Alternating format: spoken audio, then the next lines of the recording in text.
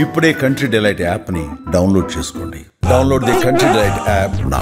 ఈ రోజున టాలీవుడ్లో అత్యధిక ఉత్పాదకతను ఇస్తున్నటువంటి చిత్ర నిర్మాణ సంస్థ ఏది అంటే ప్రతి ఒక్కళ్ళ మనసులో కదిలేటువంటి సంస్థ ద పీపుల్స్ మీడియా ఫ్యాక్టరీ. చిత్ర పరిశ్రమలోకి వచ్చిన తర్వాత మీ స్పీడ్ చూస్తుంటే ఈ స్పీడ్ ఫాస్టెస్ట్ 100 వైపు పరిగెడుతుంది కదా. చాలా ఫాస్ట్గా వెళ్ళాలి. ఇప్పుడు కొంచెం కానీ సినిమా ఇండస్ట్రీలోకి వచ్చిన తర్వాత మీ బ్యాలెన్స్ షీట్ హ్యాపీగా ఉందా? సాఫ్ట్వేర్లో సంపాదించిన డబ్బుతో సినిమాలు చేయగలుగుతున్నా. హ్యాపీ అని అడిగిన ప్రశ్నకు అంత హ్యాపీగా లేనటువంటి సమాధానం. హ్యాపీ లేదు కదండి, నేను క్లియర్గానే చెప్తున్నాను కదా. మీరు మిస్టర్ బచ్చన్ తీసుకుంటే వన్ థింగ్ బ్యాక్ ఫార్డ్ ఇస్ దానిలో హిందీ పాటలు పెట్టడం వల్ల సగం మంది డిస్కస్. ఫైనాన్షియల్గా లాస్ వచ్చింది. There about 3 movies. సాఫ్ట్వేర్లో అన్ని కోట్లు సంపాదించిన రాని గుర్తింపు ఇక్కడ బాగా వచ్చింది అనుకుంటున్నారా సినిమా ఇండస్ట్రీ? అక్కడ వేరే గుర్తింపు, ఇది వేరే గుర్తింపు. సినిమా ఇండస్ట్రీ అనేటువంటిది ఒక అన్ఆర్గనైజ్డ్ సెక్టర్. అది అనుకూలాన్ని కొడతారండి కార్పొరేట్ అనేది. మీరే అన్నారు కదా, ఆర్గనైజ్డ్ అన్ఆర్గనైజ్డ్ ఉంటుంది. అన్ఆర్గనైజ్డ్ షెడ్యూల్ వేసుకుంటారు కదా, షెడ్యూల్ ఏది ఆర్గనైజ్డా కాదు? ఆర్గనైజ్డ్, అదే చెప్తున్నా. స్క్రిప్ట్ రాసుకుంటారు. Script organised unorganised? Well organised. సమ్మె విషయంలో కానీ మీరు ఇచ్చిన కొన్ని స్టేట్మెంట్స్ సెన్సేషనల్. సాఫ్ట్వేర్ కంపెనీలకు సాఫ్ట్వేర్ ఎంప్లాయీస్ కంటే ఎక్కువ వస్తున్నాయి వీళ్ళకి అనేటువంటి స్టేట్మెంట్. రోజువారీ వేతనాలు ఇవ్వడం, ఓన్లీ రోజువారీ వేతనాలు దాదాపుగా 60 కోట్లు ఇచ్చినాం. మాక్సిమం ఏమో 50 నుంచి 60 మంది డ్రైవర్స్, దాంట్లో more than 3 crores drivers. more than 3 crores డ్రైవర్లకి.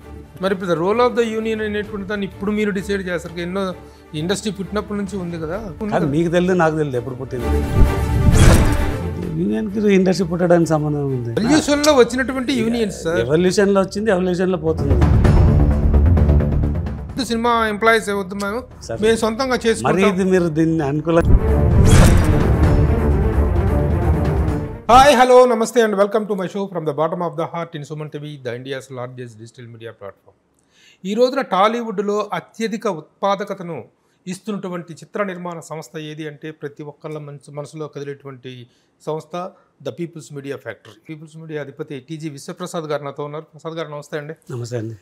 How are you sir? Good good అండి. ఎన్ఆర్ఐగా వచ్చిన తర్వాత, చిత్ర పరిశ్రమలోకి వచ్చిన తర్వాత మీ స్పీడ్ చూస్తుంటే ఈ స్పీడ్ ఫాస్టెస్ట్ 100 వైపు పరిగెడుతుంది కదా.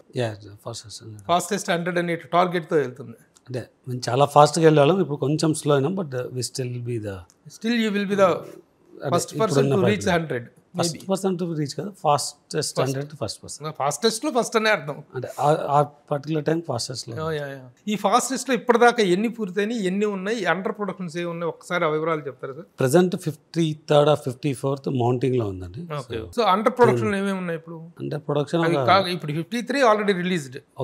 లేదు, ఆల్రెడీ రిలీజ్ కాదు, మౌంట్ అయిన ప్రాజెక్ట్స్. అంటే యాక్టివ్గా అంటే నేను అనేది ప్రొడక్షన్ లోకి ఎంటర్ అయిన రిలీజ్ అయినవన్నీ మౌంటింగ్ లో ఉన్నాయన్నీ అనేటువంటి తెలిస్తే. సార్ రిలీజ్ అయినవి అరౌండ్ 38-39. ఒక 4-5 ఇంకా అవ్వలేదు, అది కంప్లీట్ అయిపోయి నెక్స్ట్ 6 months లో ఒక 6 movies రిలీజ్ అవుతాయండి.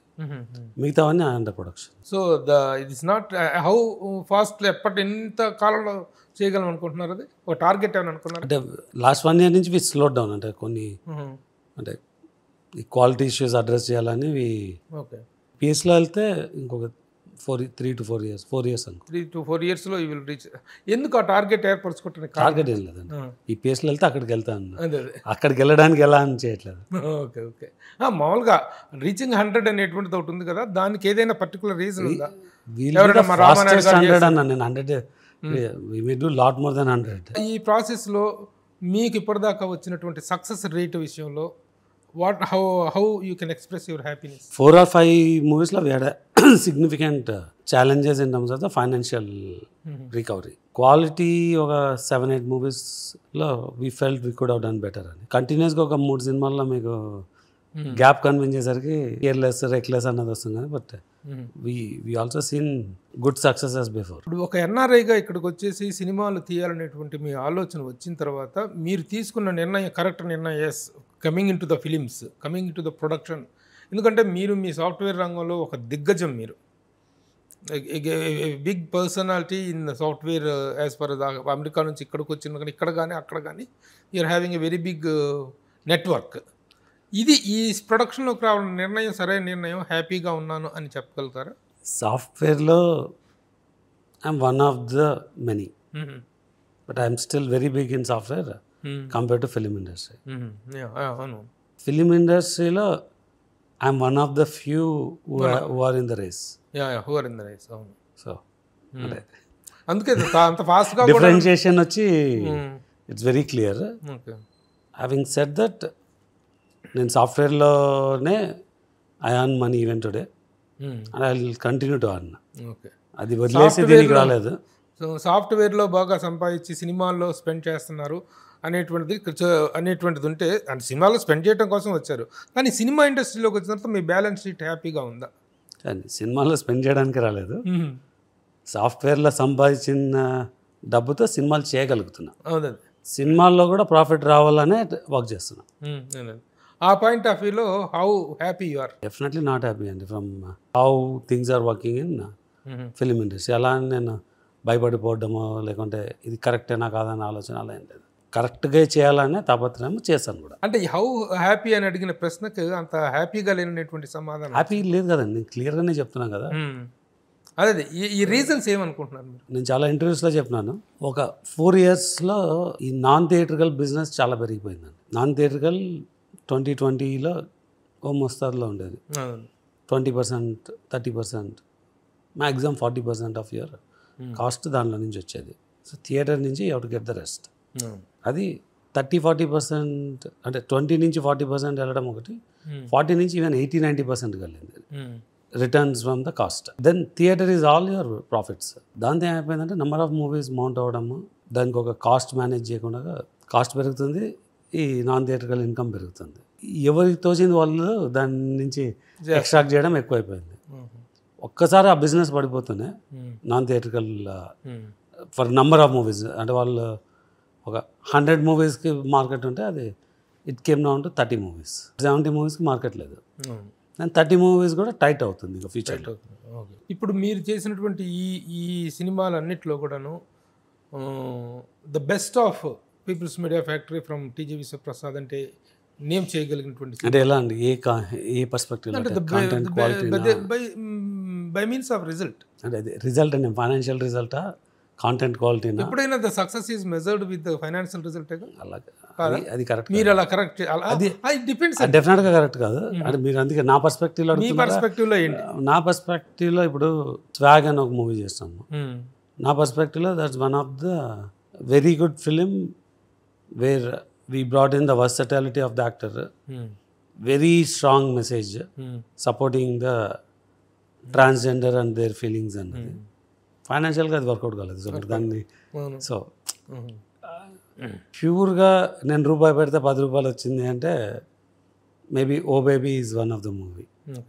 అంటే మేము ఇన్వెస్ట్ చేసింది చాలా తక్కువ, వీ మేడ్ సిగ్నిఫికెంట్. ఫస్ట్ సినిమాల్లోకి ఎందుకు వచ్చినాము అని, ఎందుకు వస్తావన్న క్వశ్చన్కి ఆన్సర్ చేసింది గూఢచారి. డిఫరెంట్ పర్స్పెక్టివ్స్కి డిఫరెంట్. దెన్ అంటే we have many moderate success to good success. ఇప్పుడు నేను చెప్తున్నది ఎక్స్ట్రాడినరీ సక్సెస్. గూఢచారి, ఓ బేబీ కొంచెం బాగా పేరు తెచ్చింది. ఫస్ట్ మూవీ మాకు ఎమ్మెల్యే, వెంకీ మామ.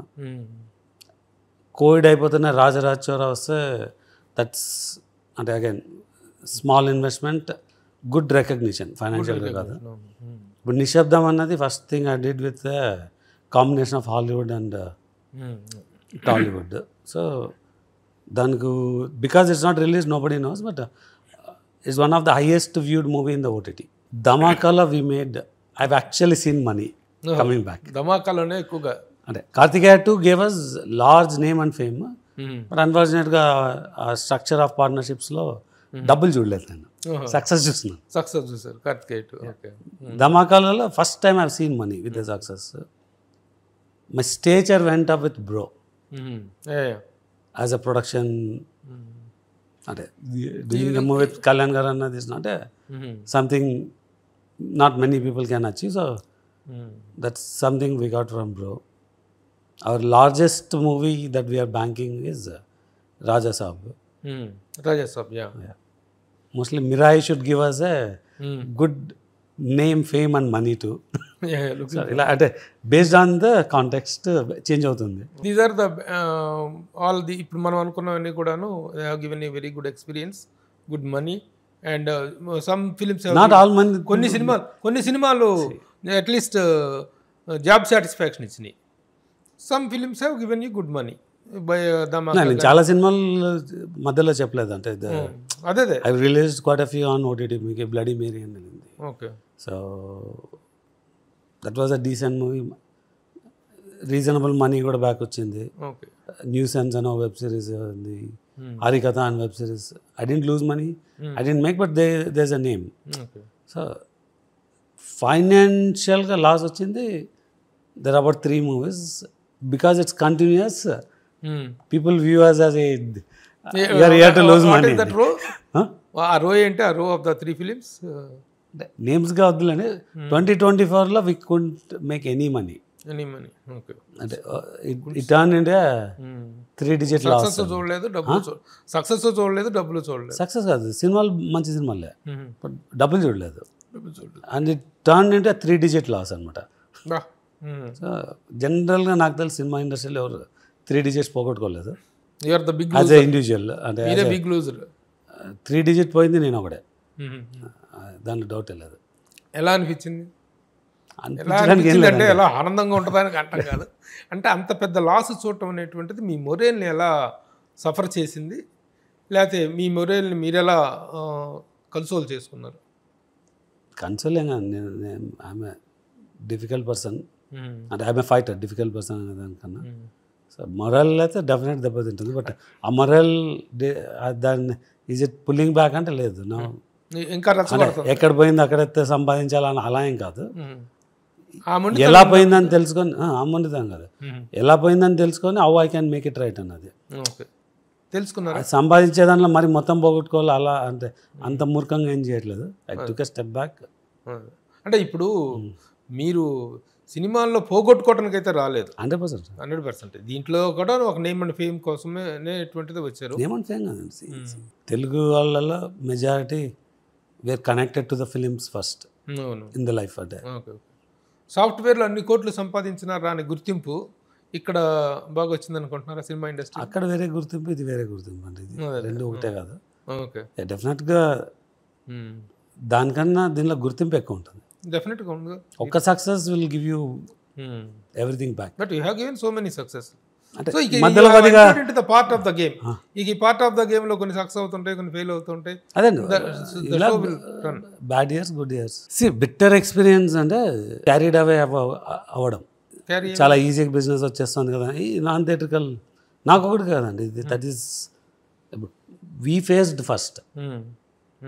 మేము మా ఫస్ట్ ఎక్స్పీరియన్స్ అంటే ఇప్పుడు మీరు మేబీ అంటే ఇప్పుడు నేమ్స్ చెప్పాల్సి వస్తుంది. మేము ఫస్ట్ ఈగల్ సినిమా రిలీజ్ చేసాం 2024 February. దానికి టేబుల్ ప్రాఫిట్ ఒక 10 to 15 crores ఉండాలి. అలాంటిది we lost that money because non theatrical suddenly got slow down and we can't sell. మనమే రిలీజ్ చేసినాము, లాస్ట్ ఆల్మోస్ట్ 35 to 38 crores దాంట్లో. సేమ్ నాన్ థియేట్రికల్ ఎవరికో ఒకరికి రాంగ్ పర్సన్కి సైన్ చేసినాం contract, we can't sell, we can't sell and everything came back to us. దాని తర్వాత it's a similar situation with mister Bachchan. Same with one of the very successful movie Vadakkupatti Ramaswamy అని తమిళ్లో. If you take the entire success movies in 2024, it is in the top, at least top 5 to 10 మధ్యలో ఉంటుంది. 5లో ఉన్నా ఆశ్చర్యపోనక్కర్లేదు. Theatrical సక్సెస్లో movie we still lost because of the స్వాగ్లో I lost in 2 digits. So but it's to me అది చాలా మంచి మూవీ. అంటే యాజ్ ఎ కంటెంట్ మీకు ఎక్కడ ఇది ఉండదు. చిన్న చిన్న సినిమాలు అన్నిట్లో 1-2 అలా పోయినా కూడా, బట్ 1 yearలో 30-40 2 సినిమాల్లో పోగొట్టుకొని, 15లో 2 పోగొట్టుకొని, 3 పోగొట్టుకుంటే ఈజ్ నాట్ ఈజీ. అంటే యాజ్ ఎ బిజినెస్ అంటే నేను I came as an employee. అంటే నేను నాకు మా తాత ఒక హైదరాబాద్లో outside, Bengaluru outside ఉండి పెరగడం అలా ఏం కాదంటే from scratch through business on చేసింది డబ్బులు. So that will hit you bad అంటే very badly. But I still see a very good future for the entertainment industry, అంటే not just as a producer. Okay. ఒక entertainment ecosystem build చేయాలన్న ఆబ్జెక్టివ్తో పనిచేస్తున్నాను. ఈ సినిమాలు ఇంత లాస్ అయినాయి అనేటువంటి దాన్ని ఫైనాన్షియల్ లాస్ గురించి పక్కన పెట్టేద్దాం. ఈ సినిమాలు ఫెయిల్ అవటం ఈగల్ కానీ ఈ సినిమా ఫైనాన్షియల్గా ఫెయిల్ అయింది, సినిమా ఫెయిల్ కాదు. ఇప్పుడు నాన్ థియేటర్గా అమ్మలేదు కాబట్టి దానిలో లాస్ వచ్చింది. నాన్ థియేటర్గా అమ్మంటే అది ఒరిజినల్గా we had a deal 6 months before. అదే చెప్పినాం కదా, డిజార్గనైజ్డ్ ఇండస్ట్రీ అని. ఒక థరోనెస్ లేకపోవడం వల్ల దాన్ని అమ్మలేదు. అది కాదు సార్, సినిమాలో కంటెంట్ విషయంలో ఎంత హ్యాపీ మీరు? ఈగల్ కంటెంట్ బాగుండి కూడా ఫెయిల్ అయిందంటారా? ఈగల్ మిస్టర్ బచ్చన్ కంటెంట్ బాగుండి కూడా పోయిందంటారా? ఇప్పుడు స్వాగ్ విషయంలో మీకు వచ్చిన సాఫ్ట్ కార్నర్ ఉంది. మీకు చెప్తాను, ఈగల్ అన్నది ఇప్పుడు మిరాయి చేస్తున్నానంటే నాకు ఈగల్ కంటెంట్లో ఐ వాజ్ హ్యాపీ, అందుకే మిరాయి చేస్తున్నాను. ఈగల్లో వచ్చిన problem we didn't position the movie correctly. దానిలో ఉన్న elements for people to understand and appreciate దాన్ని కరెక్ట్గా పొజిషన్ చేయాలి, అది చేయలేదు. దానివల్ల థియేటర్లో ఒక 4-5 crores less than what it's potential వచ్చింది. బికాజ్ నాన్ థియేటర్గా అవ్వకపోవడం వల్ల ఇట్స్ అ ఫైనాన్షియల్ లాస్ అంటారు. కానీ మీకు ఈగల్లో it has one of the best climax episode. మీరు టెక్నికల్ వాల్యూస్ కానీ ప్రజెంటేషన్ కానీ అది చూస్తే ఈ రోజుకు ఈగల్ 2 చేయాలన్న దాని మీదే చాలా ఇంట్రెస్ట్ ఉంది. ఈగల్ బ్యాడ్ అంటే ఈగల్ 2 చేయం కదా. అంటే ఈ కంటెంట్ సెలక్షన్లో మీరు ఎలాంటి కాన్సన్ట్రేట్ చేస్తారు? ఎంతవరకు మీరు దిగుతారు? ఎంతవరకు మీ ఇన్వాల్వ్మెంట్ ఉంటుంది? అంటే up to mister Bachchan we are not too deep into the content. అంటే as a producer checks and balance చేసుకొని ఇచ్చేస్తే ఎవ్రీథింగ్ షుడ్ వర్క్ అని. అంటే again I'm not naming or pointing something. కూడా మీరు మిస్టర్ బచ్చన్ తీసుకుంటే one thing backfired is దానిలో హిందీ పాటలు పెట్టడం వల్ల సగం మంది డిస్కనెక్ట్ అయినారు. రెండవది, ఒక స్పీడ్లో చేస్తున్నప్పుడు ఒరిజినల్ రైడ్లో ఒక సీక్వెన్స్ ఉంటుంది. అంటే మీకు intelligence and officer of how we can go to A goon and get things out అన్నది. ఆ రోజుకు that was a perfect thing. మనకు తెలుగులో ఇట్ ఫెయిల్డ్ వెరీ బ్యాడ్లీ అనమాట. సో ఇవి కొన్ని అంటే మనం బాగుంది అనుకోవచ్చు తీసే టైంలో, తర్వాత బాగుండకపోవచ్చు. మీరు కంప్లీట్ అయినా మీరు ఆ కాన్సెప్ట్ వద్దని లేదా? హిందీ సాంగ్స్ అవన్నీ వద్దు అని చెప్పలేదా? సాంగ్స్ నాకు కూడా నచ్చింది యాక్చువల్గా. బట్ ఈ ఐటీ రైడ్ కాన్సెప్ట్ని నేను డే-1 అంటే నేను ఇన్వాల్వ్ అయిన టైంకి నేను చెప్పినాను. But it was too late by then అనమాట. ఇప్పుడు అలాంటివి చేయము ఇంకా. అంటే సో ఇప్పుడు మీ సినిమాలో యూనిక్నెస్ లేదంటే no matter what will not move forward. అంటే సినిమాలో ఏది బాగుండాలో ఏది బాగుండకూడదు, మనకు అది ఎందుకు నచ్చుతుంది అన్నది మినిమం మనకు తెలవాల. మనకు చాలా నచ్చింది అన్నప్పుడు ఆడియన్స్కి కొంచెమే నచ్చచ్చు. మనకే కొంచెం నచ్చితే అది చేయకూడదు. మన నచ్చింది ఎలాగో చేయము, అటు ఇటుగా ఉన్నది కూడా ఇది ఎందుకు నచ్చుతుంది అన్నది మనం చూసుకోవాలి. మనం ఎంత చూసుకుంటే అది మనకు చాలా నచ్చచ్చు. But so after the experience of these failures lost with mister Bachchan మొత్తం అన్ని ఆపేసి మేము అంటే బాగా వెళ్ళి మేము ఏం చేస్తున్నాము, గ్యాప్ తీసుకున్నారా? బాగానే తీసుకున్నాము గ్యాప్. అది తీసుకొని మొత్తం అంటే కంపెనీని రీఆర్గనైజ్ చేసుకున్నాం. మెయిన్గా మనకి ఏమి ఉండాలి, we should have our own studio space, మన ఓన్ ఆర్ట్ డిపార్ట్మెంట్ ఉండాలి, మన ఓన్ విఎఫ్ఎక్స్ ఉండాలి, మన ఓన్ కంటెంట్ ఎవాల్యుయేట్ చేసే టీం ఉండాలి.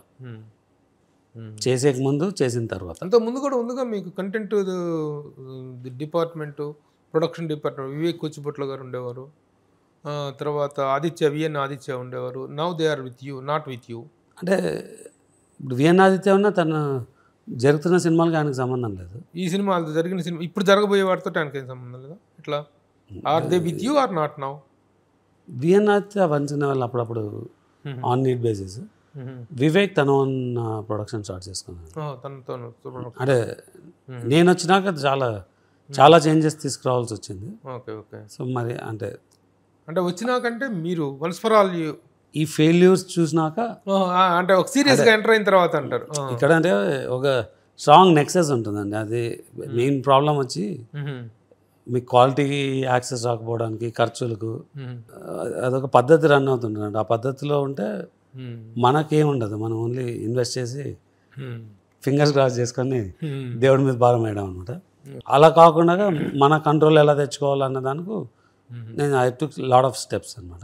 ఇప్పుడు యాక్చువల్గా అండి సినిమా అంటే సరస్వతి, లక్ష్మి.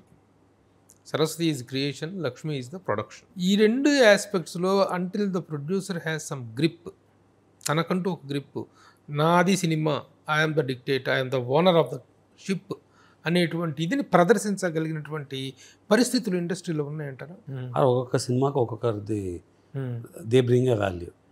కొన్ని సినిమాలకు హీరో స్టార్డమ్ మీద వస్తుంది, కొన్ని సినిమాలు డైరెక్టర్ ప్రతిభ మీద నడుస్తుంది, కొన్ని సినిమాల్లో ప్రొడ్యూసర్ ఇవన్నీ ఎలా సమకూరుస్తాడనే దాని మీద ఉంటుంది, అది కాంబినేషన్ ఉంటుంది. సో ఇది ఒకరి వల్ల జరిగేది ఉండదు. ఇప్పుడు ఏ పరిశ్రమ అయినా సరస్వతి ఉంటేనే లక్ష్మి వస్తుంది. ఇప్పుడు మీరు చెప్తున్నారు అన్ని స్టీమ్ లైన్ చేసుకున్నాను, ఒక బ్రీత్ టేకింగ్ గ్యాప్ తీసుకొని మళ్ళీ హ్యావ్ కమ్ విత్ బ్యాక్ అనే కమ్బ్యాక్ లాగా వచ్చానని చెప్తున్నారు కదా. ఈ కమ్బ్యాక్లోకి వచ్చిన తర్వాత మీ గ్రిప్లోకి వచ్చిన విషయాలు ఏమిటి? ఫస్ట్ కంటెంట్ అండి. ప్రొడ్యూసర్కి కంటెంట్ మీద కంప్లీట్ కంట్రోల్ ఉండాలి. అది ఎలా సాధిస్తున్నారు కంప్లీట్ కంటెంట్ మీద అనేటువంటి దాన్ని మీరు with your way of thinking? మీరు ఇందాక వెళ్ళినారు కదా, లోపల రైట్ సైడే నా ఓన్ ఎడిట్ రూమ్ ఉంటుంది. ఓకే, ఏం జరిగినా ఇక్కడికి వస్తుంది. నేను at least once in a week జరిగిన ప్రతి షెడ్యూల్ కంటెంట్ నేను చూస్తానండి. మీరు ఒక రైటర్స్ వర్క్షాప్ లాగా ఇది రన్ చేస్తున్నారు ఇక్కడ, మీకు కంటెంట్ రైటర్స్ అందరూ? అంటే నేను ఒక కంటెంట్ టీమ్ ఒక 1 year నుంచి రన్ చేస్తున్నాను అండి. ఫస్ట్ మేము ఆపేసింది అంటే రెడీ ప్రాజెక్ట్ ఎవరైనా తీసుకొస్తే చేయట్లేదు. రెడీ ప్రాజెక్ట్ ఇంతకుముందు ఎలా అంటే నాకు హీరో సెట్ అయిపోయినాడు, డైరెక్టర్ సెట్ అయిపోయినాడు. Okay okay. ఒక డైరెక్టర్ వచ్చి నేను హీరోకి ఆల్రెడీ ఒప్పించుకున్నాను, మీరు చేస్తారా అంటే అలాంటివి చేయట్లేదు. అన్ని త్రూ యూ. ఫస్ట్ మా దగ్గర స్క్రిప్ట్ వచ్చినా ఆర్ మేము స్క్రిప్ట్ ఒక షేప్లోకి వచ్చినా దాన్ని డీటెయిల్గా డెవలప్ చేసి ఇది ఎందుకు చేయాలన్న ఒక అనాలిసిస్ చేసుకున్నాకే ముందుకెళ్తున్నాం. చాలామంది నువ్వు స్టోరీ వింటావా అంటే స్టోరీ గురించి మొత్తం తెలుసుకుంటాను. దేర్ ఇస్ అంటే director version of story narration ఉంటుంది, or actor version of story narration. జనరల్గా అదే నరేషన్ ఇక్కడ చెప్తారనమాట. అంటే ప్రొడ్యూసర్ నరేషన్ అన్నది ఉండదు. ఇప్పుడు అన్ని సినిమాలకి మీరు దాదాపు 100 సినిమాల టార్గెట్ ఉంది మీకు.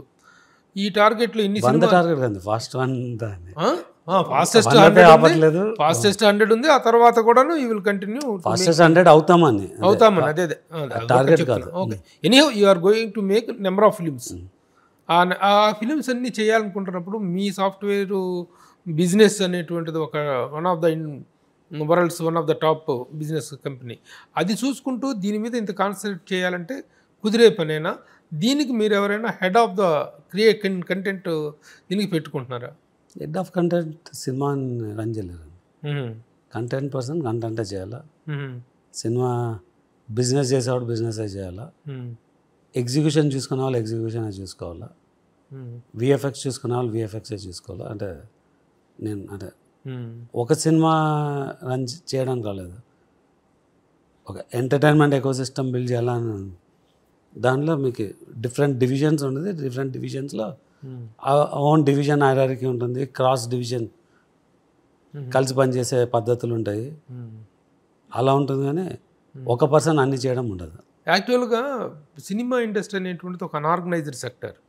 ఆర్గనైజర్లోనే అనార్గనైజర్లోనే ఆర్గనైజర్గా ఉండేటువంటి సిస్టమ్ సినిమా ఇండస్ట్రీ అనేటువంటిది. మీరు కార్పొరేట్లో ప్రతిదీ కూడాను సిస్టమేటిక్గా వెళ్ళేటువంటి ఇది.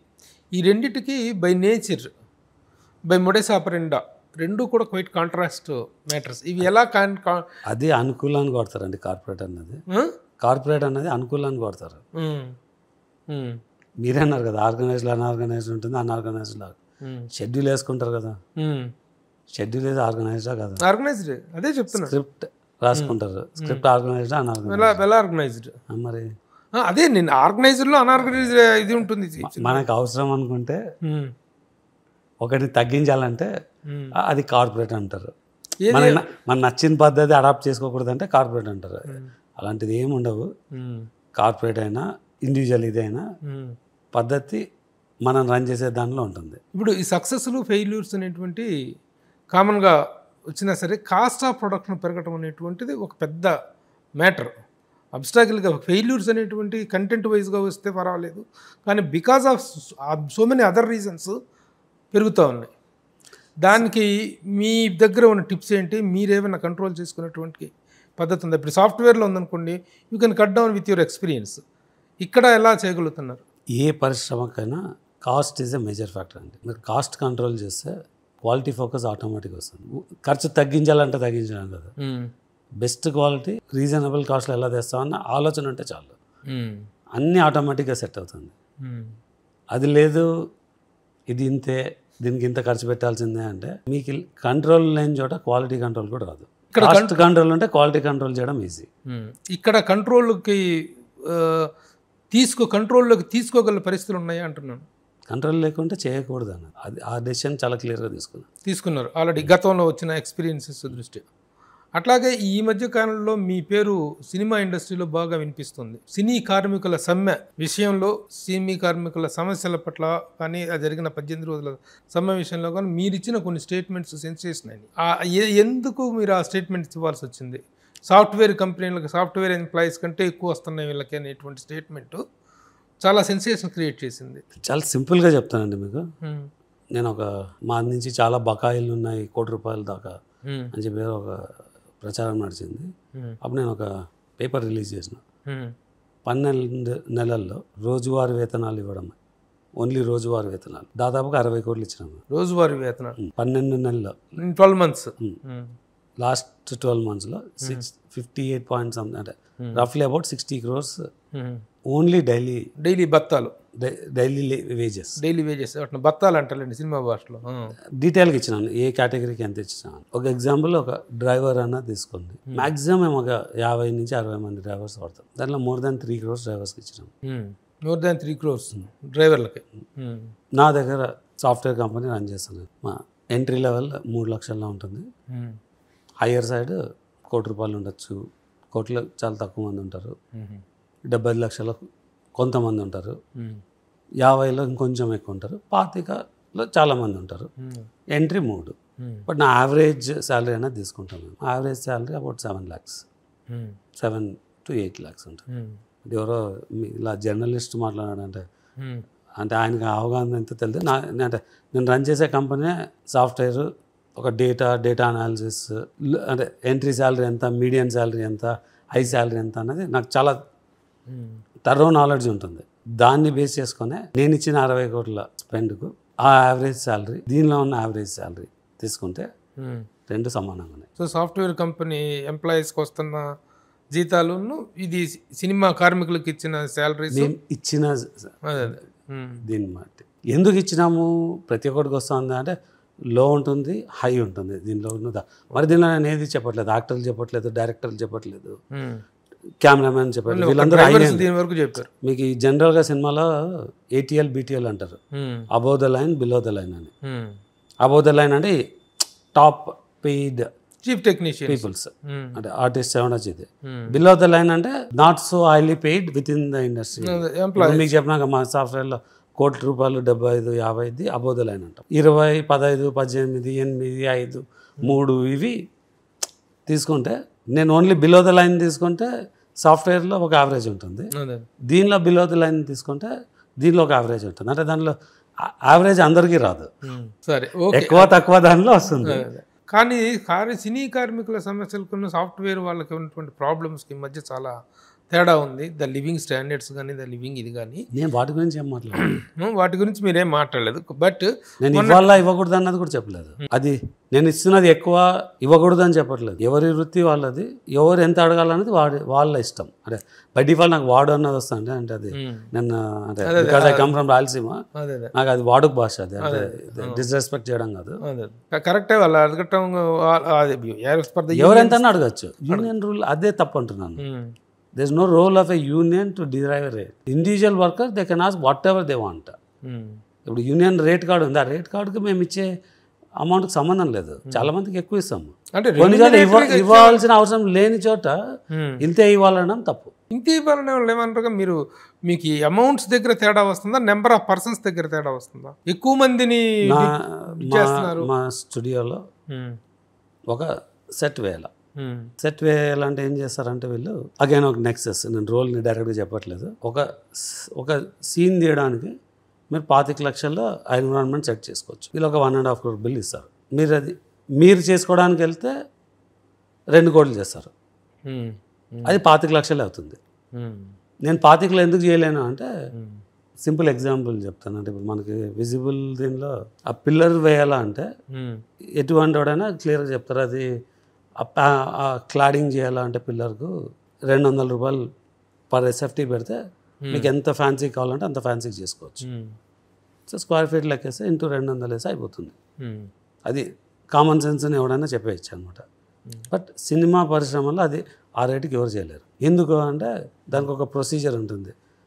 ఆర్ట్ డిపార్ట్మెంట్ అంటే ఇలానే ఇంతమందిని తీసుకురావాలా, దాన్ని డిజైన్ చేసిన వాడు గోడకు అంటించాడు, గోడకు అంటించే వాడికి సపోర్ట్కి పెట్టే ఉంటుంది, వాడు వేరే ఉండాలి. అంటే మోల్డర్ మేక్ కొట్టకూడదు, మేక్ కొట్టేవాడు మౌల్డింగ్ చేయడు. ఒక మేస్త్రి, దానికి ఒక బంచ్ ఆఫ్ అసిస్టెంట్స్ ఉంటారు, దాని మీద ఒక ఆర్ట్ అసిస్టెంట్ ఉంటారు. వాళ్ళు రావాలంటే సైట్లోకి రావాలంటే దానికి ఒక కన్వీనియన్స్ ఉంటుంది, దానికి ఒక ప్రొడక్షన్. సో రఫ్గా ఒక 25,000 ఇది చేయాలంటే సినిమా ఖర్చులో 1,00,000 రూపాయలు వస్తుంది అనమాట. దాంట్లో ప్రొడక్షన్ అని చెప్పి ఒక 25,000 వేస్తారు. మరి ప్రొడక్షన్ ఏమి అంటే వీళ్ళు వచ్చిన కార్మికులకు ఫుడ్, టీ సప్లై చేయడానికి దానికి ఒక యూనిట్ని హైర్ చేసుకోవాలని, అండ్ వాళ్ళకి మరి కాల్ షీట్స్ అని. నేను చెప్పేది ఇది పద్ధతి కాదు. మీ పద్ధతిలో ఆ వాల్ కావాలంటే ఎంతలో తీసుకురాగలుగుతారు మీరు? ఎంత తక్కువ మంది, అది ఎంత ఖర్చు అయితే అంతే చేయాలండి. అంటే వీళ్ళు ఎక్స్ట్రాగా మీ మీద రుద్దుతున్నారన్నా, వర్కర్స్ని రుద్దుతున్నారన్నా యూనియన్స్ ఇది మీద? మీ ప్రధాన మధ్యలో ఈ నెక్సెస్ వచ్చి వాడు 25,000లోనే చేసుకుంటాడు దాన్ని, కానీ నాకు 1,50,000 వేస్తాడు.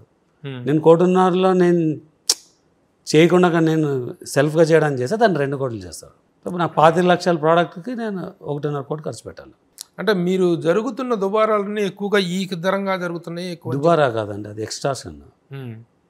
నా డబ్బుని నేను ఎలా ఖర్చు పెట్టాలా అని వేరే వాడు షార్ట్ చేస్తే దాన్ని ఎక్స్ట్రాషన్ అంటారు. ఓకే, ఫోర్స్గా. అంటే మీరు are questioning the existence of the unions అనేటువంటి వాటి యొక్క ఉనికిని ప్రశ్నించే స్థాయిలో ఉంది. Questioning the role of a union. Questioning the role of union, the role of the existence of union చేయట్లేదు. జనరల్గా ఒక యూనియన్ ఉంటుంది. అంటే మీరు మా ఇష్టం వచ్చిన వాళ్ళు తెచ్చి పెట్టి పని చేయించుకుంటారు. సింపుల్ ఎగ్జాంపుల్ అండి, నేను చాలాసార్లు చెప్పాను. మీరు జర్నలిస్ట్ ఉన్నారు, మీకు ఒక యూనియన్ ఉంటుంది. మీ యూనియన్ ఏమి మీ వెల్ఫేర్, ఇన్సూరెన్స్లు చేయడము, లేదంటే మీకు ఒక సొసైటీగా అయ్యి ల్యాండ్ బ్యాంక్ ఐడెంటిఫై చేసి ఇండివిజువల్ ప్లాట్స్గా చేయడము, లేదంటే ఒక అవేర్నెస్, జర్నలిస్ట్ అంటే ఏం చేయొచ్చు అన్న అవేర్నెస్కో, లేదంటే మీకు ఏదైనా ఒక ఆపద వస్తే ఎవడో బెదిరిస్తే మేమంతా ఉన్నాం వచ్చి నిలబడ్డానికి అనేది. That is the typical role of a union or a society. ఇప్పుడు మీ సుమన్ టీవీ సంస్థ ఏ జర్నలిస్ట్ని హైర్ చేయాలంటే వాళ్ళకి ఇష్టం వచ్చిన వాళ్ళు హైర్ చేసుకుంటారు. మీ యూనియన్లో మెంబర్ ఉంటేనే హైర్ చేసుకోవాలా, లేదంటే లేదు అంటే then the role of a union is wrong. నేను చెప్పేది role of a union is not correct అని. మరి ఇప్పుడు the role of the union అనేటువంటి దాన్ని ఇప్పుడు మీరు డిసైడ్ చేస్తారు. ఎన్నో ఇండస్ట్రీ పుట్టినప్పటి నుంచి ఉంది కదా, ఇప్పుడు మీరు వచ్చేసి the role of the union, the existence of the యూనియన్ని. ఇండస్ట్రీ ఎప్పుడు పుట్టిందండి? ఇండస్ట్రీ ఎప్పుడు పుట్టిందో అప్పటి నుంచి ఉంది. మీకు తెలియదు, నాకు తెలియదు ఎప్పుడు పుట్టింది. ఎప్పుడు పుట్టింది ఏంటి? యూనియన్కి ఇండస్ట్రీ పుట్టడానికి సంబంధం ఉంది. నో, ఎవల్యూషన్లో వచ్చినటువంటి యూనియన్స్. ఎవల్యూషన్లో వచ్చింది, ఎవల్యూషన్లో పోతుంది. కరెక్ట్ కాదంటే అంటే మీకు అంటే మీరు మాకు ఇక యూనియన్లు వద్దే వద్దు, రోల్ ఆఫ్ ద యూనియన్ మాట్లాడుతున్నాను నేను. యూనియన్ ఎంప్లాయీస్ మాకు వద్దు, సినిమా ఎంప్లాయీస్ వద్దు, మేము సొంతంగా చేసుకుంటాం. మరి ఇది మీరు దీన్ని అనుకూలంగా చెప్తున్నారు. Role of a union cannot dictate whom I have to hire. That's a constitution. అది జరుగుతుందా? చెప్తున్నాను నేను. ఆ విషయంగా మరి మీరు ఆ ఫెడరేషన్ వాళ్ళని ఎవరినైనా మాట్లాడారా? దీని మీద ఛాంబర్ ప్రతిస్పందన ఏంటి? ఛాంబర్ మీకేమీ సహాయంగా నిలబడలేదా? అంటే ఇక్కడ ఒక మూసల్లో జరిగిపోతుంది. ఎవరికి చాలామందికి నచ్చట్లేదు, కానీ ఎవరు మాట్లాడట్లేదు. మేబీ నాకు చెప్పినా కదా, 100 కోట్ల పైన నేను పోగొట్టుకున్నాను కాబట్టి నాకు ఆ బాధ ఏమో తెలుసు. దాని రీజన్స్ ఏమని వెతికితే నాకు కనిపించిన ప్రాబ్లమ్స్లో ఇది ఒక problem. One of the problems. One of the major. I mean to say one of the problems. That's the core problem. Core problem. Okay, one of the major problems. If you don't have a control on quality, okay. If you don't have a control on production, you'll not have a control on quality. Sir, నేను ఒక చిన్న ప్రశ్న మిమ్మల్ని సైట్గా అడుగుతున్నాను. ఇప్పుడు మీరు దాదాపు 3 digit నష్టపోయాను అన్నారు. మీరు 3 digits నష్టపోవటం అనేటువంటి is a big thing. Okay, కానీ ఈ మీ సినిమా మీరు కానీ లేకపోతే బయట ఏ ప్రొడ్యూసర్ అయినా కానీ నష్టపోతున్న దాంట్లో ఈ యూనియన్లు చేసినటువంటి బలవంతపు రుద్దుడు పర్సంటేజ్ ఎంత, మిగతా వేస్టేజ్లు, మిగతా హైరార్కీ రెమ్యునరేషన్స్, మిగతా వేస్టేజ్లు, షూటింగుల్లో జరిగేటువంటి దురాగతాలు, వీటి పాత్ర ఎంత అని అడిగితే మీరేం చెప్తారు సార్? ఈ యూనియన్ల తాలూకు ఇబ్బంది ఉంది, మీరు చెప్పారు కరెక్టే. కొంతమంది రుద్దుతున్నారు, ఒక చిన్న సీన్ తీయాలంటే 60-70 మంది వస్తున్నారు, ఇది రుద్దుతున్నారు. దాని పర్సంటేజ్ అంతా, మిగతా సమస్యలు ఈ కార్మికులది మీరు అన్నట్టుగా తగ్గించుకొని, మీరు చెప్పినట్టుగానే మీ ఇష్టం వచ్చిన వాళ్ళని హైర్ చేసుకొని మీరు పెట్టుకునేలాగానే వెళ్తుంది. చాలా మందికి చెప్పినా అంటే మీకు ఇది ఒక క్యాన్సర్ లాగా. మీ బాడీలో క్యాన్సర్ సెల్స్ మాస్ ఎంత అంటే nothing, but it can kill you. That's true of course. Same ఇక్కడ కూడా ఒక లైట్ మ్యాన్ నేను కరెక్ట్గా హైర్ చేయలేకపోవడం వల్ల ఒక బాంబే లైట్ మ్యాన్ హైర్ చేయాల్సి వస్తుంది. బాంబే లైట్ మ్యాన్ వస్తున్నాడు కాబట్టి బాంబే లైట్ మ్యాన్ ఎవరి దగ్గర అయితే అవైలబుల్ ఉంటారో అవుట్డోర్ని హైర్ చేయాల్సి వస్తుంది. అవుట్డోర్ డిఓపిని మేనేజ్ చేయడానికి 25 లక్షల నుంచి ఒక ఐఫోన్ నుంచి ఒక అపార్ట్మెంట్ దాకా, అంటే ఇది నాకు విత్ ఎవరికి ఇచ్చినారన్నది కూడా క్లియర్గా తెలుసు. డిఓపికి ఇస్తారు వాళ్ళు. దానివల్ల డిఓపి నాకు బిల్లు 2 కోట్లు అవ్వాల్సిన చోట 8 కోట్లు, 5 కోట్లు అవ్వాల్సిన చోట 15-16 కోట్లు బిల్లు ఇస్తాడు. నేను నెగోషియేట్ చేసి మీ అనుభవాలేనా? నేను మిమ్మల్ని పేర్లు చెప్పమని ఇబ్బంది పెట్టను కానీ దీస్ ఆర్ ఆల్ ఫ్యాక్ట్స్. ఇక్కడ లైట్ మ్యాన్తో స్టార్ట్ అయిన ప్రాబ్లం ఎక్కడి దాకా వెళ్ళింది. మీరు లైట్ మ్యాన్ చాలా తక్కువ కదా, అంటే లైట్ మ్యాన్కు ఇచ్చేది ఎంత ఉంటుంది ఇక్కడ. లోకల్ లైట్ మ్యాన్ వస్తే 1500 నుంచి 2,500 బేస్డ్ ఆన్ కాల్ షీట్ ఇస్తారు. 1000 రూపాయలని రోజుకి జరిగే 20 లక్షలు 40 లక్షల ప్రొడక్షన్లో ఈ 1000 రూపాయలు ఎక్కడ అడ్డం వస్తుంది అంటే కాదు. ఇవన్నీ యాడప్ అవుతే ఒక్క డిపార్ట్మెంట్లో ప్రాబ్లం చెప్పాను మీకు. అలానే ఆర్ట్, అలానే విఎఫ్ఎక్స్ సూపర్వైజర్, ఇది యూనియన్కి సంబంధం లేదు. విఎఫ్ఎక్స్ మీరు కూడా బాధితులు అయి ఉంటారు. దేనికి దానికి కమిషన్లు ఉన్నాయంట కదా బాగా. ఇప్పుడు ఆర్ట్ డిపార్ట్మెంట్ సెట్లో పర్చేజ్లు కూడా అంటే ఆర్ట్ డిపార్ట్మెంట్ కమిషన్. ఇందాక అదే చెప్పిన అదే అవుట్ సోర్స్ చేయకపోతే you cannot do the work. ఎందుకు చేయలేము అంటే ఈ యూనియన్ లేయర్ విల్ కమ్. లేదంటే కామన్ సెన్స్ ఉన్న ప్రతి ఒక్కరు మీ ఇప్పుడు లైఫ్లో ప్రతి ఒక్కరు మీకు బాగా తెలిసి 100 రూపాయల్లో చేయించుకుంటారు. అది కొద్దిగా బాగా బలిసి అంటే 500 రూపాయలు ఇస్తారు. అది మీ చాయిస్. సరే, ఈ ప్రాబ్లమ్స్ అనేది these are the problems to be addressed. ఇప్పుడు ఈ సమ్మెతోటి మీరు క్వశ్చన్ చేయడంతో ఒక సెన్సేషన్ ఒక క్రియేట్ చేసింది. అంటే కొంచెం టాపిక్ డిస్కస్డ్ అయింది. నోన్ ప్రాబ్లమ్ ప్రతి ఒక్కరికి తెలిసిందే, నేను కొత్తగా ఏం చెప్పలేదు. ప్రతి ప్రొడ్యూసర్కి తెలిసింది, బట్ ఓపెన్గా వాళ్ళు మాట్లాడడానికి వీలైంది. మరి ఈ విషయాల్లో ఛాంబరు అంత క్రియాశీలకంగా అంత సమర్థవంతంగా రియాక్ట్ అవ్వటం లేదనేటువంటి బాధ కానీ కంప్లైంట్ కానీ ఉంది. సేమ్ థింగ్ అండి. మీకు యూనియన్కు రోల్ ఎంత లిమిట్ ఉండాలా, ఛాంబర్ రోల్ కూడా అంతే లిమిటెడ్గా ఉండాలా. Chamber is only to enable us to take it to the industry. ఇప్పుడు మనం గవర్నమెంట్ వెళ్ళి మాట్లాడడానికి రేట్లు ఫిక్స్ చేయాలంటే ఎలా, ఇండస్ట్రీ స్టేటస్ రావడానికి ఏం చేయాలా, that is what a chamber. మీకు ఎక్కడికి వెళ్ళినా ఛాంబర్ ఆఫ్ కామర్స్ అన్నది ప్రతి బిజినెస్లో ఒక ఛాంబర్ ఉంటుంది, ప్రతి ఏరియాకి ఒక ఛాంబర్ ఉంటుంది. అలానే ఫిలిం ఛాంబర్ కూడా ఒక అజెండా ఉంటుంది. ఇంకోటి, ఈ కార్మికుల జీతాలు వేతనాలు 30% పెంచాలని దాని మీద చర్చలు జరగడం, చర్చల తర్వాత గవర్నమెంట్ ఇంటర్వ్యూ, ఎవరు ఇచ్చేదానికి ఎవరు నెగోషియేట్ చేస్తారు అన్నది క్వశ్చన్. మొత్తాన్ని గవర్నమెంట్ ఇన్వాల్వ్ అయ్యి కొంత సాల్వేషన్. గవర్నమెంట్ వచ్చి క్లియర్గా హైదరాబాద్ ఒక ఇంటర్నేషనల్ ఫిల్మ్ డెస్టినేషన్ అవ్వాలంటే ఉన్న సినిమాలు ఆపేసి ఇలాంటి సమ్మెలు చేస్తే కరెక్ట్ కాదని గవర్నమెంట్ ఇన్వాల్వ్ అయ్యి మీరు ఇది చేయండి ఇది చేయకూడదు అని చెప్పలేదు. అది చెప్పలేదు, సమస్యల్లో కావాలేదు ముందు అవ్వండి తర్వాత ఆపకూడదు అన్న చెప్పినారు, which is a great effort. దానివల్ల 90% ప్రాబ్లం ఇదే అయింది. ఎవరు రైట్ ఆఫ్ హైర్ అన్నది, రైట్ ఆఫ్ వర్క్ అన్నది మీ ఫండమెంటల్ ఇదే అండి, అంటే కాన్స్టిట్యూషనల్ రైట్. దాన్ని ఎవరు ఆపలేరు. ఫ్యూచర్లో ఈ అవేర్నెస్ పెరిగింది కాబట్టి అది ఆపడం కుదరదు. ఇక అదర్ ఆస్పెక్ట్స్లోకి వెళ్ళినట్టయితే remunerations of the stars, that is also a very big issue. మీరందరూ పెద్ద స్టార్స్తోనే తీశారు, ఒక రేంజ్ హీరోలతో టాప్ సెకండ్ లేయర్ హీరోలందరితో సినిమాలు చేశారు మీరు. ఆ రెమ్యునరేషన్ ఆస్పెక్ట్ ఎలా ఉంది? ఈ ప్రొడక్షన్ కాస్ట్ అనేటువంటిది లో దాని పాత్ర ఎంతవరకు ఉంది, దాన్ని మీరు ఎంతవరకు కంట్రోల్ చేయగలిగారు, రెమ్యూనరేషన్స్ ఇవ్వటంలో మీ క్రైటీరియా ఏంటి? ఈవెన్ కార్మికులు కూడా నేను తక్కువ ఇవ్వమని చెప్పట్లేదు. ఎవరికి ఏమి స్కిల్ ఉంటే వాళ్ళకి తగినట్టు మనం ఇవ్వాలని. ఇప్పుడు ఆ union rate card has nothing to do with what we actually pay. మేము అంటే కరెక్ట్గా ఇచ్చేవి ఎవరు ఎంత అడిగితే వాళ్ళకి అంతే ఇస్తాం అనమాట. అంటే వాళ్ళకి అవసరాన్ని బట్టి. ఆ రేట్ కార్డ్కి దీనికి సంబంధం ఉండదు. అలా స్టార్ రెమ్యునరేషన్ కమ్స్ వాళ్ళకి ఎంత పుల్ ఉంది అన్నది. ఆ పుల్ ఉండట్లేదుగా మీకు ఇప్పుడు ఈ రోజున పుల్ అనేటువంటిది అందరికీ ఉండకపోతే ఇవ్వరు. మీరు ఇచ్చిన తర్వాత కదా పుల్లు లేకుండా పోతుంది. మీరు ముందు పే చేస్తున్నారు కోట్ల రూపాయలు, తర్వాత తీరా థియేటర్కి వెళ్ళిపోతే థియేటర్కల్ ఉండట్లేదు, నాన్ థియేటర్కల్ ఉండట్లేదు. ఆ పుల్లు ఉండి ఇస్తున్నట్ల లేకుండా ఇస్తున్నట్ల ఉందనుకొని ఎవరైనా ఉందనుకొని ఇస్తున్నారు. మీరు ఉందనుకొని ఎవరైనా ఇవ్వచ్చు, నేను కాదు. లేదంటే ఇవ్వరు అంతే. దానికి అది స్ట్రైట్గా అండి. అది అది డిమాండ్ అండ్ సప్లై అనేటువంటిది ఒక అందమైన ఆర్థిక సూత్రం. అది డిమాండ్ బట్టి సప్లైని బట్టి డిమాండ్ అనేది. కానీ అది హద్దులు దాటిపోయి డిమాండ్ పేరు మీద వాపుకి బలుపుకు తేడా తేలని విధంగా స్టార్స్ డిమాండ్ చేస్తుంటే మీరు ఇస్తుంటే అసలు ఇండస్ట్రీని చెడగొడుతుంది మీ నిర్మాతలు అనేటువంటి ఒక అభియోగం ఒకటి ఉంది. ఇండస్ట్రీని ఎలా చెడగొడతారండి నిర్మాతలు అని ఈ విధంగా అధికమైన రెమ్యూనరేషన్ చెప్పిన దానిలో అని అంటే మీకు ఒక ఎవరో ఆవేశంగా ఒక మాట చెప్తున్నది అలా క్యారీ అయ్యి ఇలా వస్తుంది. కానీ మీకు మార్కెట్ ఉంది అంటే ఇస్తారు, మార్కెట్ లేదంటే ఇవ్వరు. ఇప్పుడు అంటే ఆ మార్కెట్ని అంచనా వేయటంలో మీ అనుభవం ఫెయిల్ అవుతుంది అనేటువంటిది అభిప్రాయం. ఎవరైతే అలా ఇచ్చినారో వాళ్ళు అంచనా రాంగ్ కాబట్టి అది అయింది. ఫ్యూచర్లో కరెక్ట్ చేసుకొని కరెక్ట్గా బిజినెస్ రేట్ ఇవ్వాల్సి వస్తుంది. అంతేగాని హీరోకి ఇవ్వడం ఎక్కువ తక్కువ అన్నది it all goes by where you want invest.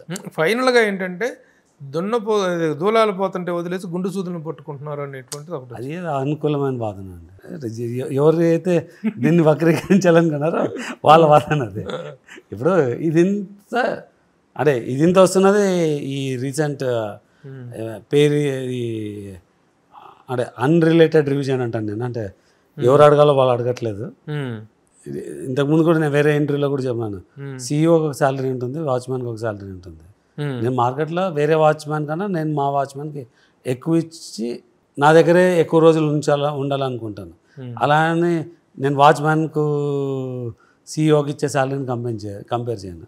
CEO salary సీఈఓది, సీఈఓ డ్యూటీ సీఈఓది, వాచ్మెన్ శాలరీ వాచ్మెన్ది, వాచ్మెన్ డ్యూటీస్ వాచ్మెన్ది. ఇద్దరు డిగ్నిటీ ఆఫ్ లేబర్లో ఇద్దరు సేమే. బట్ కాంపెన్సేషన్ వచ్చేసరికి ఎవరి వర్క్ని బట్టి వాళ్ళకి ఇస్తారు. ఎన్ఆర్ఐస్ చాలామంది ఇక్కడికి వచ్చి సినిమాలు తీయటం కోసం వచ్చేసి తొలి సినిమానే ఆఖరి సినిమాగా వెళ్ళిపోయిన వాళ్ళు చాలామంది ఉన్నారు, చాలా బెటర్ ఎక్స్పీరియన్స్లతో. కానీ ఈ మధ్య కాలంలో ఎన్ఆర్ఐస్గా వచ్చి బాగా సక్సెస్ అయినటువంటి ద ఓన్లీ 1% మీరు, ఇంకా కొద్దిమంది ఒకటి ఉన్నారు. ఎన్ఆర్ఐ ఫండ్స్తో చేస్తున్న వాళ్ళు ఉన్నారు. డైరెక్ట్గా వచ్చిన ఎన్ఆర్ఐలో బిగ్ షాట్ మీరే. అలా ఏం లేదండి. మైత్రి నవీన్ ఎన్ఆర్ఐ.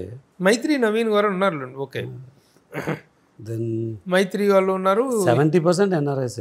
ఇప్పుడు ప్రెసెంట్ ఎన్ఆర్ఐ, సాహో ఎన్ఆర్ఐ, ప్రతి మచ్ అంటే చాలా మంది ఉన్నారు. ఓకే, రన్నింగ్ టాప్ 10లో తీసుకుంటే 6 to 7 మెంబర్స్ ఎన్ఆర్ఐస్. ఇప్పుడు ప్రెసెంట్ లో రన్ అవుతున్నాయి కూడా ఎక్కువగా వాళ్ళ సినిమా, మీ ఎన్ఆర్ఐ సినిమాలే కదా. అంటే నేను ప్రొడ్యూసర్స్ 60 to 70% ఎన్ఆర్ఐస్ ఉన్నారు. ఏంటి ఎన్ఆర్ఐస్ అందరూ ఇలా సినిమా ఇండస్ట్రీ మీదకి మైగ్రేట్ అవ్వటం అనేది ఎందుకు సడన్ గా వచ్చింది? 4-5 సంవత్సరాలుగా, 5-6 సంవత్సరాలు ఎగ్జిస్టింగ్ పెద్ద పెద్ద ప్రొడక్షన్స్ ఈ వయబిలిటీ లేదు అని చెప్పి స్లో అయినారు. మేమంతా బయట నుంచి వచ్చినాం కాబట్టి వీఆర్ ట్రయింగ్. బట్ కొంతమంది వెళ్ళిపోతున్నారు, కొంతమంది ఉండి దాన్ని the putting the right efforts అంతే. ఇప్పుడు మీరందరూ కూడా, మీరు కానీ మైత్రి కానీ, ఇప్పుడు ఉన్నటువంటి మీరు చెప్పినటువంటి 90% ఎన్ఆర్ఐస్ చాలామంది కూడాను మీరు కూడా ఓవర్ కాస్టింగ్కి, ఓవర్ ఎక్స్పెండిచర్కి తీసుకెళ్ళిపోయి సినిమా ఇదిని పెద్ద నిర్మాతలు, కాకులు తీరిన నిర్మాణ యోధులు అస్త్ర సన్యాసం చేసి, చిత్ర సన్యాసం చేసి చెరలో కూర్చుంటే మీరందరూ వచ్చి రేట్లు పెంచేసి ఈ స్థాయికి తీసుకెళ్తున్నారు అనేటువంటి ఒక అభిప్రాయం ఉంది. దీన్ని మీరెంతవరకు ఏకీభవిస్తారు? జనరేషన్ టు జనరేషన్ వచ్చినాక they will look at what is the easy entry అని. You pay more, you get the right talent అన్నది. Then how do you make sure you realize what you spend అన్నది next వస్తుంది. అది కరెక్ట్గా చేసుకుంటే కరెక్ట్గా అవుతుంది. అంటే మీకు అక్కడ అమెరికాలో కానీ ఇక్కడ చేసినటువంటి వర్కింగ్ ఎక్స్పీరియన్స్లు వీటితోటే మీరు ఇక్కడ నన్ షుడ్ నాట్, మా మీద ఎవరు రైడ్ చేయొద్దు, మా పని చేయించుకునేది ఎవరితో చేయించుకోవాలి అంటే మేము డిసైడ్ చేసుకుంటాం అనేటువంటి ఈ ఆలోచన, ఈ యాటిట్యూడ్ అనేటువంటిది మీకు అక్కడి నుంచి వచ్చినటువంటి ఆలోచన విధానం? అంటే అమెరికా నాకు కొత్తగా ఏం నేర్పిలేదండి. ఇది సెల్ఫ్ ప్రాసెస్, అంటే సెల్ఫ్ థాట్ ప్రాసెస్. ఇది నేను ఒకటే కాదు, చాలామంది హైకోర్టు, సుప్రీంకోర్టు రూలింగ్ కూడా ఉంది, ఎవరికి ఇష్టం వచ్చింది వాళ్ళు నాయర్ చేసుకోవచ్చు అని. Competition commission of India guide lines చేసింది. అంటే ఇది ఎవరో స్టార్ట్ చేసింటూనే బయటకు వచ్చి ఉంటుంది ఇది. సో ఇది నేనేదో కొత్తగా ఇన్నోవేట్ చేసింది ఏం కాదు. ఈ రీసెంట్ మీడియా దీనివల్ల నేను హైలైట్ అయినాను, కానీ ఇది నా ఒక్కడి ఆలోచన కాదు, నా సొంత ఆలోచన కాదు. ఓకే, ఇప్పుడు మీకు స్టార్ రిలేషన్స్ ఎలా ఉన్నాయండి? ఇక్కడికి వచ్చిన ఎన్ఆర్ఐస్ అందరూ కూడా ప్రొడ్యూస్ చేస్తున్న వాళ్ళందరూ కూడా అంతా టాప్ స్టార్స్తోనే సినిమాలు తీస్తున్నారు, ఒక హై రేంజ్ స్టార్స్తోనే చేస్తున్నారు. How about your star relations? అందరు స్టార్స్ వెరీ గుడ్ రిలేషన్షిప్. ఎలా ఉంది పవన్ కళ్యాణ్ గారితో మీకు? చాలాసార్లు కలిసి, బట్ ఆయన రోల్లో ఉన్నప్పుడు అంటే ఇంతకు ముందు ఉన్నంత ఈజీగా కలవడం కుదరదు. అంటే ఆయనకు చాలా పనులు ఉంటాయి కదా. సో బట్ కలవడంతో 6-7 టైమ్స్ కలిసి. ఈ 6-7 టైమ్స్ కలిసారు. ఓకే, ఈ ఈ టైంలో తను ఇంత థంపింగ్ మెజారిటీ తోటి వేరు కదా, 100% స్ట్రైక్ రేట్ తోటి తను డిప్యూటీ సీఎం అవ్వటం, జనసేన మొత్తం ఇది అవ్వటం, ఇదంతా మీ అబ్జర్వేషన్గా ఎలా అనిపిస్తుంది? చాలా బాగుంది. How do you compliment? మీకు ఐడియా ఉందా లేదా? జూన్లో నేను హైదరాబాద్లో I'm one of the first few to celebrate in large scale. ఒక 5,000 మందితో ఒక ఈవెంట్ చేశాను నేను. అవునవును. కూటమిలో ఉన్నటువంటి 3 పార్టీల్లో మీరే పార్టీకి చెందుతారంటే?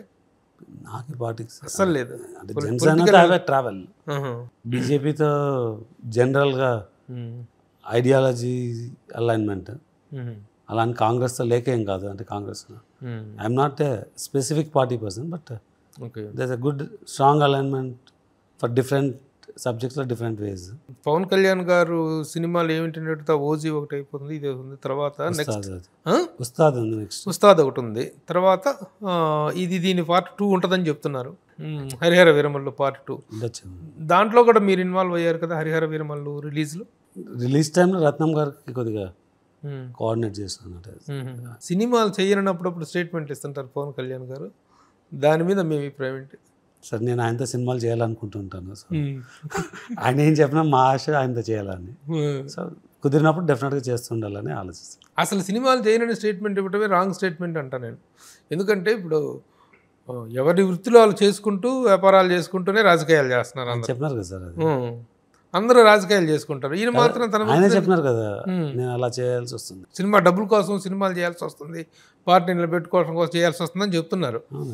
మధ్యలో మళ్ళీ అప్పుడప్పుడు ఏమన్నా సినిమాలు చేయని ఇదే లాస్ట్ సినిమా అని చెబుతుంటారు.